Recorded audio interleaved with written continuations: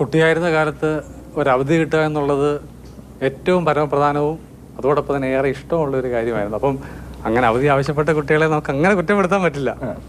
അതെ, തീർച്ചയായിട്ടും. അത് അവധി എന്ന് പറയുന്നത് നമുക്ക് എല്ലാവർക്കും, ഞാൻ സ്കൂളിൽ പഠിക്കുമ്പോഴെല്ലാം അവധി ഉണ്ടെങ്കിൽ വളരെ സന്തോഷമുള്ളൊരു കാര്യമാണ്. അപ്പം അതുകൊണ്ട് തന്നെ ഇപ്പം അന്ന് നമുക്കൊന്നും ഇങ്ങനെ എന്താ പറയുക, കളക്ടറെ നേരിട്ട് കാണാനോ സംസാരിക്കാനോ അല്ല അവധി ചോദിക്കാനുള്ള അവസരം ഉണ്ടായിരുന്നില്ല. അപ്പം ഇത് ഇന്നിപ്പോൾ സോഷ്യൽ മീഡിയ ഒക്കെ വളരെ ആക്റ്റീവ് ആയതുകൊണ്ട് തന്നെ കുട്ടികളത് വളരെ രസകരമായ രീതിയിൽ തന്നെ ചോദിക്കാറുണ്ട്. അപ്പം നമ്മളും പലപ്പോഴും രസകരമായ രീതിയിൽ തന്നെ മറുപടിയും കൊടുക്കാറുണ്ട്. മഞ്ഞ ചിലപ്പോൾ ഓറഞ്ച് ആകും, ഓറഞ്ച് ചിലപ്പോൾ മഞ്ഞയും. പക്ഷേ കളക്ടർ അവധി തരുന്നതേയില്ലെന്ന അവലാതിയാണ് കുട്ടികൾക്ക്. മിക്കവരും സമൂഹ മാധ്യമങ്ങളിൽ സജീവമായതിനാൽ അവർ വേഗത്തിൽ കമന്റ് അടിക്കും. ഇന്ന് അവധി തന്നില്ലെങ്കിൽ ഞാൻ സ്കൂളിൽ പോകാൻ എൻ്റെ അവസാനത്തെ ദിവസമായിരിക്കും, ഇതിന് കളക്ടറായിരിക്കും റെസ്പോൺസിബിൾ, ജില്ലാ കളക്ടർ രാജിവെക്കണം തുടങ്ങിയ കമന്റുകളൊക്കെ നിരന്തരമായിട്ട് വരാറുണ്ട്. ചിലരുണ്ടല്ലോ സെന്റിമെന്റ്സിലാണ് കയറി പിടിച്ചത്. ഭാവി കളക്ടറാവാനാണ് ആഗ്രഹം, പക്ഷെ ഇന്ന് ഞാൻ വെള്ളത്തിൽ പോയി മുങ്ങിപ്പോയി കഴിഞ്ഞാൽ ആ ഒരു ആഗ്രഹം നിന്നു പോകും. അതുകൊണ്ട് ഒരു അവധി തരണം. അങ്ങനെ കുറെ നല്ല മെസ്സേജസ് ഒരുപാട് വരുന്നുണ്ട്. പക്ഷെ അത് നമ്മൾ ആ ഒരു സ്പിരിറ്റിലാണ് എടുക്കുന്നത്. പക്ഷെ ചില ഈ ഒരു ബൗണ്ടറി ക്രോസ് ചെയ്തപ്പോഴാണ് ആ ഒരു അവധിക്ക് വേണ്ടി ആത്മഹത്യാ ഭീഷണി വരെ മുഴക്കിയവരുണ്ട്.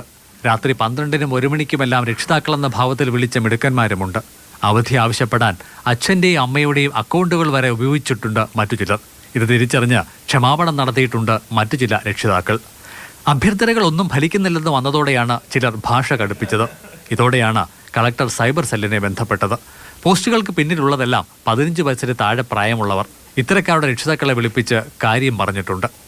ഇതുകൊണ്ട് അവധി പൂർണ്ണമായും ഇല്ലാതാകുന്നില്ല, അങ്ങനെ ഒരു അർത്ഥമില്ല. അതേസമയം തന്നെ സൗഹൃദപരമായ ആശയവിനിമയത്തിന് അദ്ദേഹത്തിൻ്റെ പേജ് തുറന്നിട്ടിരിക്കുകയാണ്. എന്തായാലും അതികഠിനമായ മഴ, കുട്ടികളുടെ യാത്ര അത് കൂടുതൽ അപകടത്തിലേക്ക് വഴിവെക്കാൻ സാധ്യതയുണ്ട് എന്നുള്ള വിലയിരുത്തലിൻ്റെ അടിസ്ഥാനത്തിലായിരിക്കും ഭാവിയിലെ അവധി തീരുമാനങ്ങൾ, അല്ലേ? തീർച്ചയായിട്ടും. ഓക്കെ. ക്യാമറമാൻ ജയചന്ദ്രൻ പുല്ലമ്പാറയ്ക്കൊപ്പം CK അഭിലാൽ, മാതൃഭൂമി ന്യൂസ്.